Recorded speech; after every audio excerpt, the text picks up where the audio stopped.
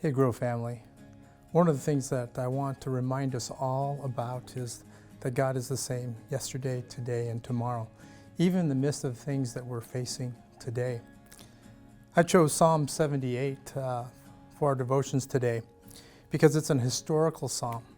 It's a psalm that we don't know who the writer is, but it's a psalm that communicates what God has done in the past. And the people of Israel just kept forgetting what God did. And then they would go and become unfaithful, and then God would remind them of who He is and what He has done for them. In fact, Psalm 78 says this: "Listen, O my people, to my instruction. Incline your ears to the words of my mouth. I will open my mouth in a parable. I will utter dark sayings of old, which we have heard and known, and our father have told us. We will not conceal them from their children, but tell to the generations to come the praise of the Lord." I love that idea. And the things that we do have a great concern for the next generation, to remind of what God has done in the past and what God is doing right now for our lives and our children's lives, and their beliefs and their faith is on the hinges of what we do today in the midst of the coronavirus. You know, it goes off to say some historical things that God has done. In fact, He says in verse 15 that He splits the rocks in the wilderness and He gave them abundant drink like the ocean depths. And what they did was they wanted water, and God hit this rock and provided water like the oceans. And then they said, you know what, we need food. And the psalmist says this, he says, "Can God prepare a table in the wilderness?" In other words, it wasn't that the people of Israel didn't believe in God.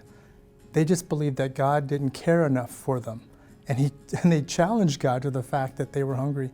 And what did they do? God provided all these birds, tons of birds to come, and they were able to feast on those. But the sad thing is they kept forgetting. They kept forgetting, and God had to remind them over and over again. In verse 32, it says, "In spite of all that they still sinned, in spite of all that, they still sinned, and they did not believe in His wonderful works." And then it goes off to say in 35, "And they remembered that God was their rock." It's another great word for God. He's our rock in the midst of all the things we're facing today. He is something we can put our trust in. And then in verse 38 it says, "But He, being compassionate, forgave their iniquities and did not destroy them." The idea of forgiveness. A lot of times we think forgiveness is to forgive and forget. In fact, in this verse, it means something completely different.